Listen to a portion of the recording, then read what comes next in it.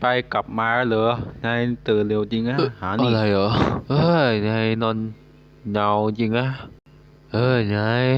ไม่ตื่นแล้วนะฉันปลุกแกแล้วมันตื่นไง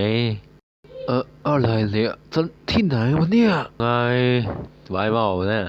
เอาจริงใช่ไหมใช่ฉันเจอเจ๊เข้าเนี่ยไม่เหรอมันยังรู้เหรอนั่นมันเลยรู้นี่เนี่ยฉันจำไม่ได้เลยฝันเหรอเนี่ยฉันมากลับมาฝันจริงไงสุดยอดไหมหรือโลกเป็นสีขาวใช่ไหมเนี่ย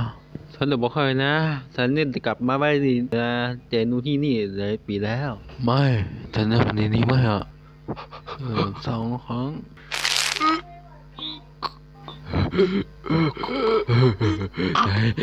สันติวะเนี่ยเนี่ยต้องตายมึงต้องตายอย่างเดียวเลยตายมึงตาย